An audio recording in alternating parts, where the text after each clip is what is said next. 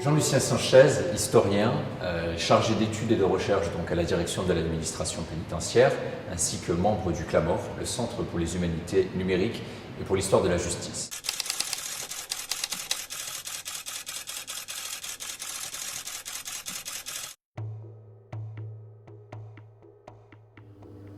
Ici, je suis au dépôt de la préfecture de police de Paris et je suis à côté d'une toise qui servait à mesurer donc, des individus et qui fait partie d'une technique intitulée Bertillonnage, donc une technique d'identification élaborée donc, par Alphonse Bertillon à la fin du XIXe siècle.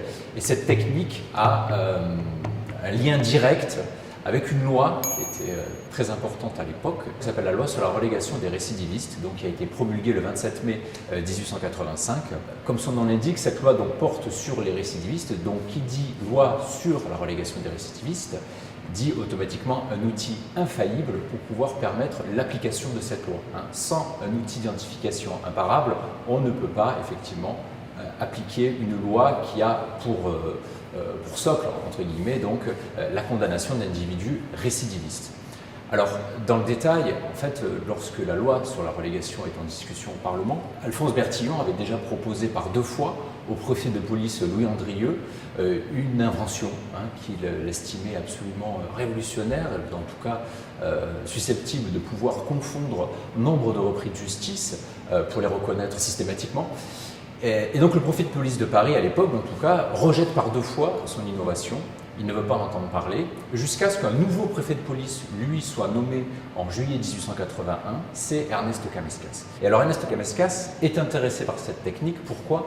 Eh bien parce qu'il est avec le garde des Sceaux de l'époque, Martin Feuillet, ainsi que le ministre de l'Intérieur de l'époque également, Pierre Valdec-Rousseau, les auteurs en fait de cette loi sur la relégation des récidivistes, qui est portée notamment par le gouvernement donc, de Léon Gambetta. Et donc lui-même est intéressé puisque cette loi donc, va bientôt rentrer en discussion au Parlement, qu'elle est réclamée par l'opinion publique, il y a tout un mouvement pour que cette loi soit effectivement votée. Et donc il se dit, bien évidemment, il a parfaitement conscience de la difficulté que cela va être de voter cette loi sans une contrepartie, cette contrepartie étant donc un outil permettant l'identification systématique donc, des récidivistes qui seraient susceptibles de tomber sous le coup de cette loi. Donc Ernest Camescas va donner sa chance à Alphonse Bertillon et en lui proposant donc de pouvoir mettre en œuvre sa technique. Études élémentaires sur les lois mathématiques de l'anthropométrie en général et plus spécialement du signalement métrique.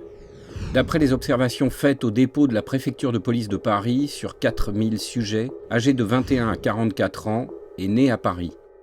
Bertillon va reconnaître donc officiellement au mois de février 1883 un récidiviste. À partir de ce moment-là, les magistrats vont disposer, en plus de la loi sur la relégation, d'un outil d'identification qui va leur permettre de pouvoir prononcer de manière irréfragable, en quelque sorte, donc la relégation.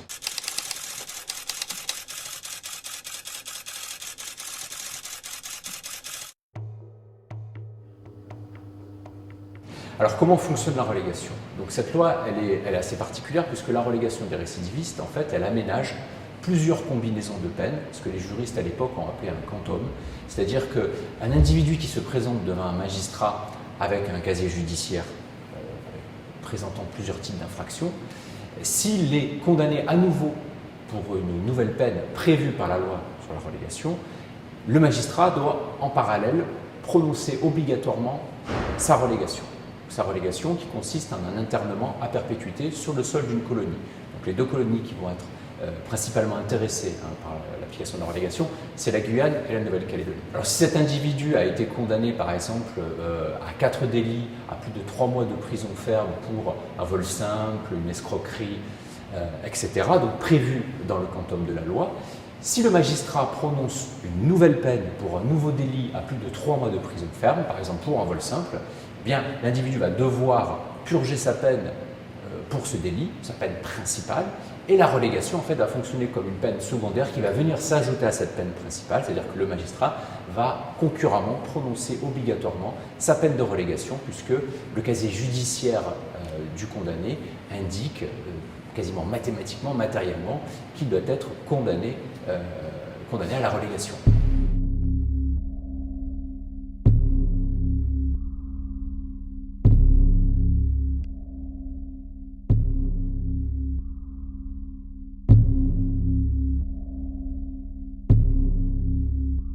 Cette loi qui condamne les faits au bagne, elle est extrêmement sévère, mais au moins dans les premiers temps d'application de cette loi, les magistrats vont rencontrer des difficultés, parce qu'effectivement, qui dit récidive, donc dit preuve de la récidive, et cette preuve de la récidive, dans bien des cas, elle est difficilement administrée. C'est-à-dire qu'il peut y avoir des homonymes, il peut y avoir des problèmes au niveau du relevé des identités, etc. Donc, certains relégués vont pouvoir s'engouffrer dans cette brèche. Mais c'est sans compter avec deux inventions majeures qui ont été tout d'abord le casier judiciaire, à partir de 1851, et l'anthropométrie donc de Bertillon à partir des années 1883-1885. Donc ces outils d'identification permettent effectivement aux magistrats de pouvoir contrarier toute tentative, en tout cas de grandement les malmener, toute tentative conduite par des relégués pour échapper à leur peine. Paris, le 2 janvier 1885. Compte-rendu annuel sur les opérations du service d'identification. Le service a continué pendant l'année 1884 à étendre le cercle de ses opérations dans les limites que lui permettait son installation matérielle des plus défectueuses et le personnel mis à sa disposition. Le tableau et les diagrammes ci-dessous résument la progression constante du nombre des individus identifiés trimestre par trimestre depuis la fondation du service et la hausse plus rapide encore des récidivistes reconnus sous faux noms.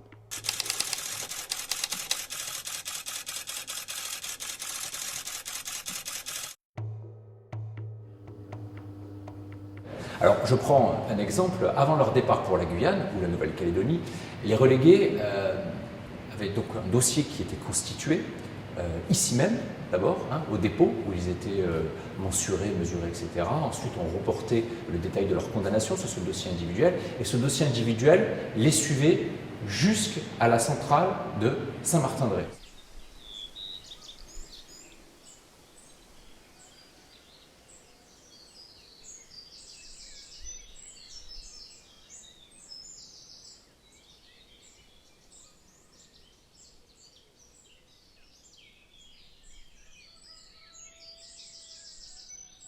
Saint-Martin-de-Ré, c'était en fait l'antichambre du bagne, c'était là où ils patientaient avant leur départ pour la Guyane ou la Nouvelle-Calédonie.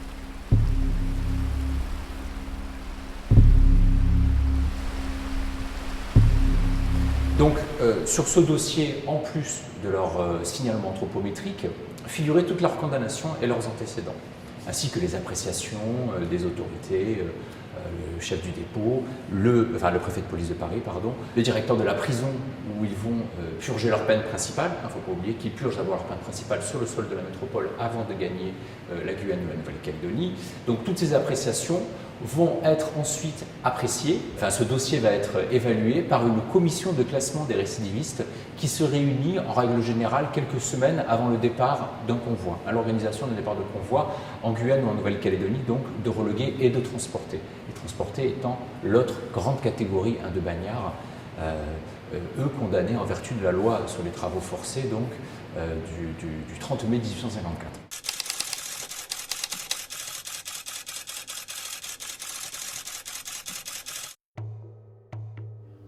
Donc cette commission de classement des récidivistes, qui se réunit peu de temps après le départ d'un convoi, elle va classer les relégués au titre de deux régimes, soit le régime de la relégation collective, soit le régime de la relégation individuelle. Alors, qu'est-ce que c'est dans les faits? Eh bien, tout simplement, au regard du dossier individuel du relégué, si l'individu présente, on va dire, des garanties, s'est bien comporté en détention, mais surtout s'il bénéficie de moyens financiers suffisants pour se prendre en charge sur le sol de la colonie, il va être classé au régime de la relégation individuelle. C'est-à-dire qu'il va bénéficier d'une en régime de liberté relative sur le sol de la colonie, qu'il n'a bien évidemment pas le droit de quitter, et il doit répondre à 2 appels annuels. En contrepartie, il a la possibilité d'obtenir une concession de terre, il a la possibilité d'obtenir un emploi auprès de particuliers, de services publics, etc. Bon, ça c'est le régime, on va dire, idéal. Bien évidemment, la plupart des relégués, soit sont très mal notés, soit, bien évidemment, ne disposent pas des moyens financiers suffisants pour se prendre en charge sur place, et donc ils étaient classés à la relégation collective. Alors qu'est-ce que ça voulait dire dans les faits?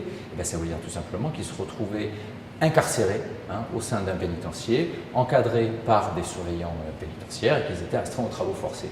Tout comme les transportés qui, eux, étaient condamnés aux travaux forcés, exactement de la même façon à peu près.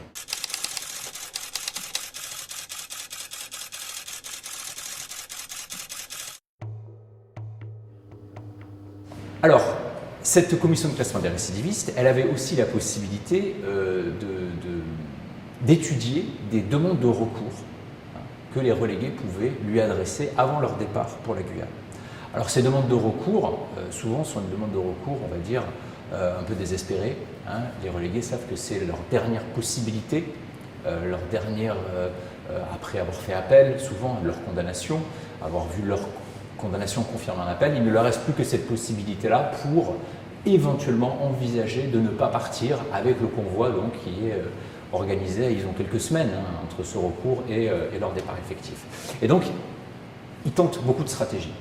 Alors, certains parviennent à échapper légitimement au bagne, mais beaucoup tentent de mentir sur leur état civil, donc, et en pensant, de ce fait, pouvoir tromper les membres de la commission. Alors, cette commission, elle est présidée par un conseiller d'État, et parmi les 6 membres donc, qui siègent, figurent 2 membres qui sont désignés par le ministère des Colonies, 2 membres qui sont désignés par le ministère de l'Intérieur et 2 membres qui sont désignés par le ministère de la Justice. Donc cette commission de classement des récidivistes, elle recevait donc des recours de relégués, donc, et parmi ces recours figuraient beaucoup de relégués qui tentaient de mentir sur leur état civil, c'est-à-dire ils essayaient d'attribuer une condamnation qui leur avait été comptée dans le décompte des peines emportant la relégation. Bien certains disaient, par exemple, on m'a compté une condamnation pour une infraction à interdiction de séjour, par exemple, qui est un délit, qui est passible, donc aggloméré à tous les autres délits de la relégation. Eh bien, je veux dire, on m'a attribué ce délit à tort. En fait, à l'époque, on s'est trompé, je n'étais pas la personne qui a été condamnée, on a usurpé mon état civil, etc. Donc, il y a différents types de stratégies comme ça élaborées autour d'erreurs possibles opérées par le juge donc, au moment de la condamnation antérieure du relégué. Mais, bien évidemment, toutes ces stratégies sont régulièrement mises à mal par cette commission de classement des récidivistes qui, dans le doute, demande effectivement des compléments d'enquête. On demande, par exemple, saisit en fait le procureur local, donc qui instruit la condamnation à la relégation de l'individu qui a demandé ce recours, et lui dit, bon, très bien, explicitez-nous si effectivement cet individu est dans à raison ou à tort de demander. Et donc, en règle générale, les enquêtes qui sont conduites par les procureurs infirment les affirmations des relégués, grâce notamment à 2 outils que sont le casier judiciaire et l'anthropométrie, puisque souvent on confond le relégué avec ses condamnations antérieures, puisque sont reportées sur ses condamnations antérieures son profil anthropométrique ou son casier judiciaire. Automatiquement, les préfets font remonter l'information selon laquelle il s'agit d'un mensonge, et donc les relégués partent bien pour la Guyane.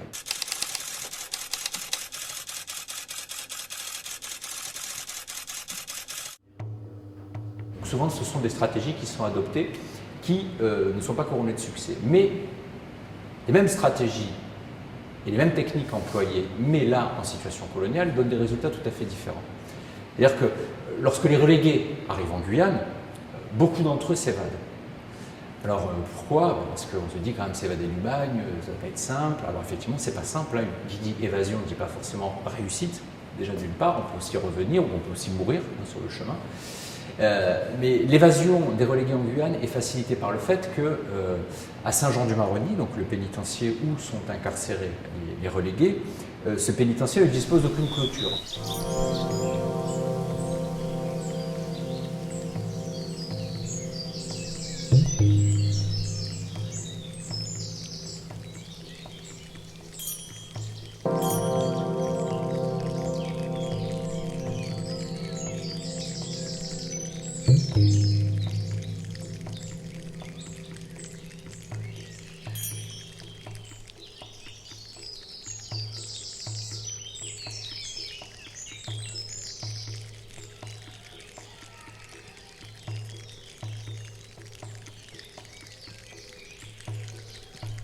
Guyane française, pénitencier de Saint-Jean-du-Maroni.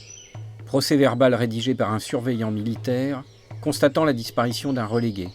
On joue un peu sur les mots, effectivement, la relégation, comme je le disais initialement, c'est une mesure d'internement, interné aux colonies, donc pas une mesure d'incarcération aux colonies, on n'est pas dans une mesure de travaux forcés, au même titre que la loi de 1854 sur les travaux forcés, qui concerne, elle, les transportés, qui, eux, étaient effectivement incarcérés dans un pénitencier à Saint-Laurent-du-Maroni, cerné par un mur destiné à les contenir et à empêcher les évasions. Et donc, pour empêcher de confondre les relégués avec le régime des transportés, le pénitencier de Saint-Jean-du-Maroni, donc le pénitencier de la relégation, qui est un pénitencier dans les faits, mais pour ne pas achever de les confondre avec le régime des transportés, on ne va pas clôturer ce pénitencier. Donc, il est relativement facile et aisé aux relégués de pouvoir s'en évader. Alors, qu'est-ce qui se passe en fait? C'est que le pénitencier borde le fleuve Maroni, et de l'autre côté du fleuve Maroni, c'est la Guyane hollandaise, c'est le Suriname.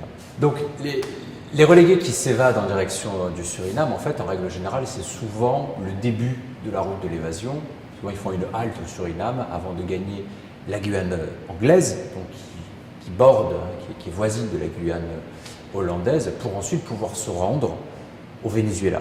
Le Venezuela, c'est souvent la destination finale, c'est là où beaucoup d'évadés finissent par se réfugier, en particulier dans la région de l'Orénoque, où il y a un bassin d'emploi important, etc., où ils peuvent facilement s'établir.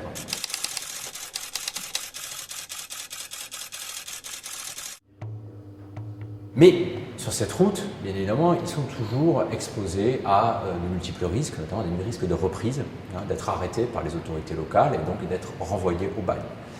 Et lorsque ça arrive, lorsqu'ils sont arrêtés, notamment en Guyane anglaise, il y a des archives qui sont conservées au Centre des archives nationales d'outre-mer. Donc on a des relégués qui sont arrêtés par la police locale, qui sont incarcérés.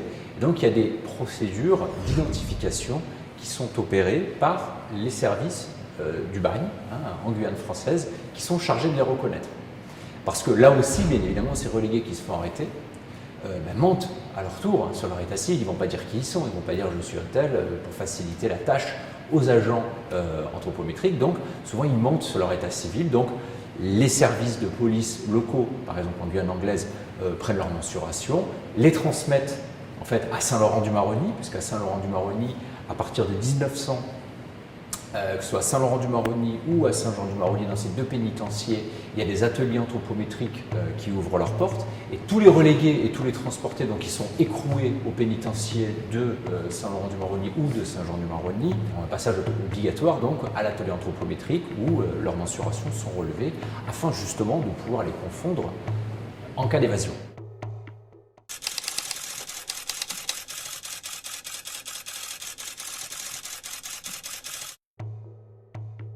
Alors, le problème, c'est que ces fiches, elles sont faites, mais plus ou moins bien, voilà, et de manière plus ou moins régulière. Donc, déjà, d'une part, il y a des problèmes au niveau du relevé des relégués et des transportés, donc qui rendent plus difficile la reconnaissance effective donc des évadés, mais il y a aussi les difficultés que rencontrent les autorités françaises vis-à-vis de leurs homologues, notamment anglaises.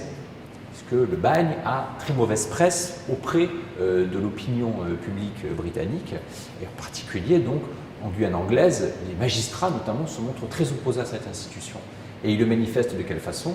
Eh bien tout simplement en contrevenant aux demandes d'expatriation donc générées par les autorités françaises suite à la découverte donc de forces à évader. Alors voici un cas précis, donc en 1904, il y a un surveillant militaire donc français venu de Guyane française, donc il se rend en Guyane anglaise pour reconnaître des forces à évader.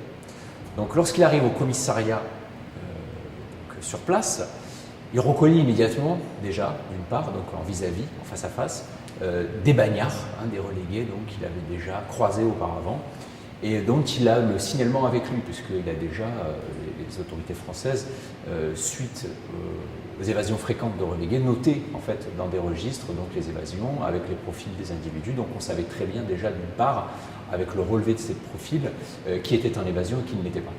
Donc vis-à-vis de ces profils, donc, il arrive déjà à reconnaître d'une part que certains des individus qui sont dans ce commissariat sont bien des forçats évadés. Suite à cela, donc, les relevés anthropométriques de ces évadés sont envoyés à Saint-Laurent-du-Maroni. Saint-Laurent les identifie comme effectivement des forçats évadés.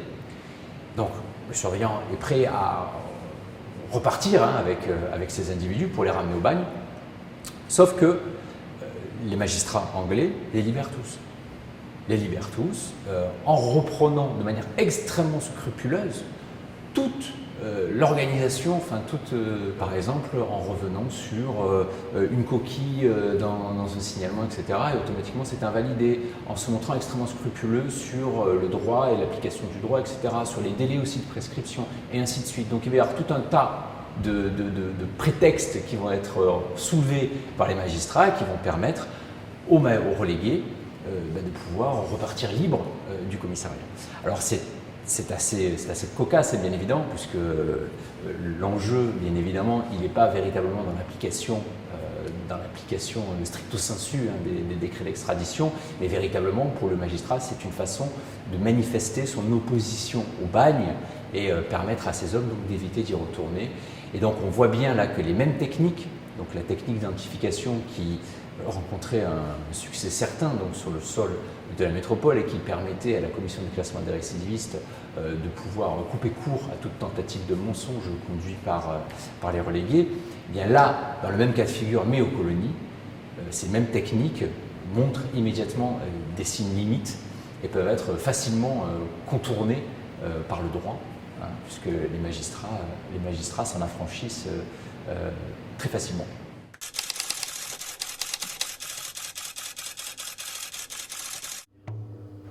Alors, la relégation sera appliquée sur le sol de la Guyane jusqu'en 1953, précisément, parce qu'en fait, le processus d'abolition du bagne, c'est un processus assez complexe, parce que comme il y a plusieurs peines qui peuvent conduire au bagne, la déportation, la relégation, la transportation, chacune de ces peines, en particulier la transportation et la relégation, vont être abolies, mais dans des temps différents. Alors la transportation, c'est le décret-loi de 1938 qui emporte donc la fin de la transportation en Guyane. Donc les transportés, c'est-à-dire les condamnés aux travaux forcés au titre de la loi du 30 mai 1854 sur l'exécution de la peine des travaux forcés, ne sont désormais plus envoyés en Guyane, mais doivent effectuer leur peine donc, de travaux forcés dans des maisons centrales, situées sur le sol de la métropole ou de leur colonie d'origine, c'est important de le préciser aussi. Alors que les relégués, eux, il va falloir attendre 1945 pour que la même décision soit prise. Alors pourquoi ? Eh bien tout simplement parce qu'en fait, à l'époque, lorsqu'on décide d'abolir, on était parti en 1936 sur une belle unité sur abolissons le bagne, donc abolissons toutes les peines qui conduisaient au bagne, sur la transportation et la déportation, sauf qu'en faisant des recherches sur place, l'administration pénitentiaire s'est rendue compte tout simplement qu'elle n'avait pas suffisamment d'espace, de cellules pour pouvoir garder sur place et les transporter et les relégués qui étaient donc régulièrement, il y avait à peu près 2 convois annuels qui pouvaient amener jusqu'à un petit peu plus de 600 bagnards chacun. Chaque convoi, le navire bagne à l'époque, le Martinière, était susceptible d'emporter un peu plus de 600 bagnards en Guyane.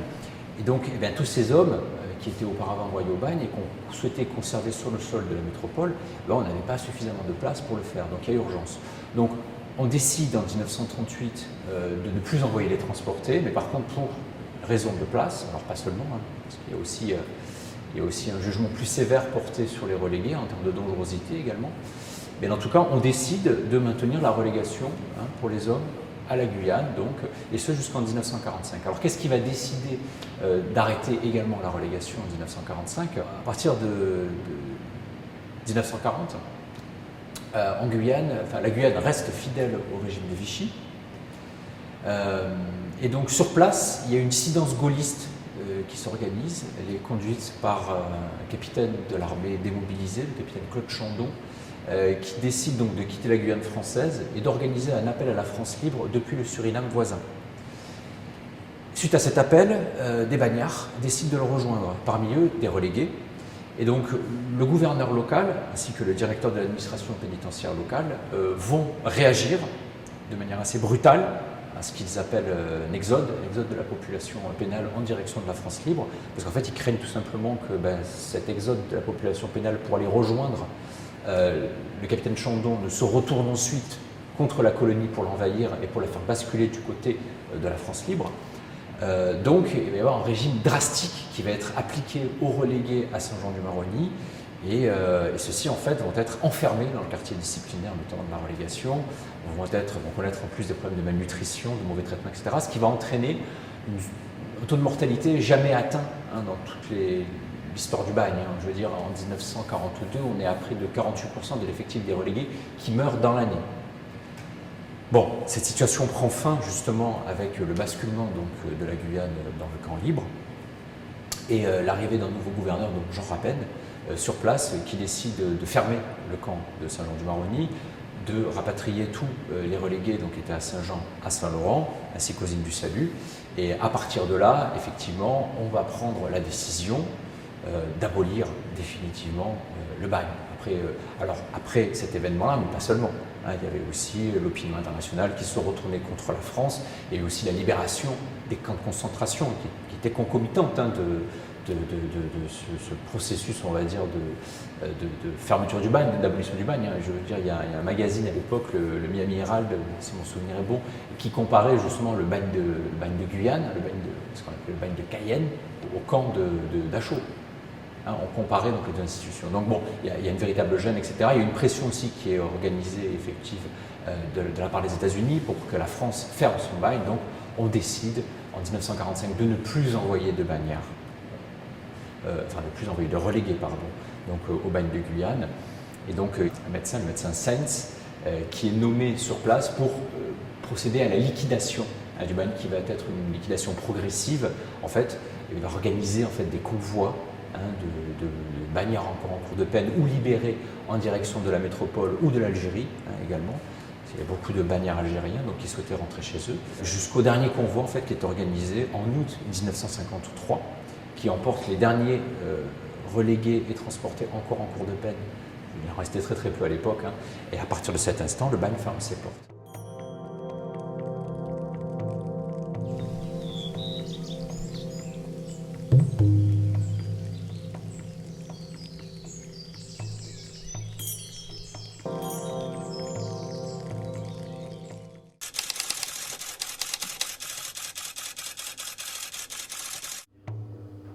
Ce qui ne veut pas dire que la relégation est abolie.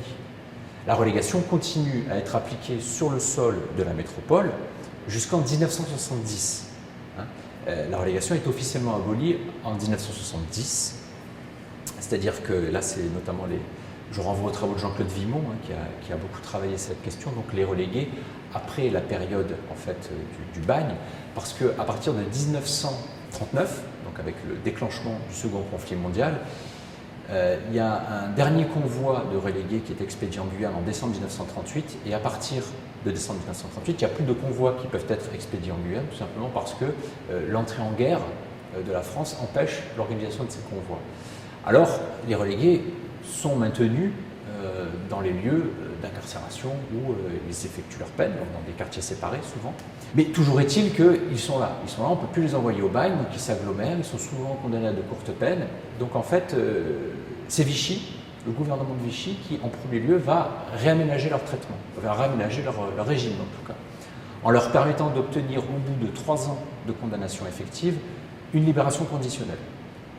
Et donc ce système va être repris à la libération, réaménagé, et en fait on va élaborer en quelque sorte, à côté du système carcéral français dit classique, c'est-à-dire qui est à destination des détenus lambda, il va y avoir une sorte de deuxième circuit, un circuit bis, qui va être lui réservé aux relégués, antisociaux, etc., c'est-à-dire qui vont être définis en interne par toutes sortes d'agents, etc., qui vont leur octroyer en quelque sorte un circuit parallèle, et donc les relégués vont être ballottés d'institution en institution jusqu'à la reconnaissance effective en quelque sorte de leur rédemption, de leur guérison, ou il y a beaucoup de termes qui sont employés comme ça à l'époque pour les qualifier, ou au contraire, on ne parvient pas à améliorer leur régime, etc. Donc ils reviennent initialement dans les établissements où ils sont séparés, effectivement, etc.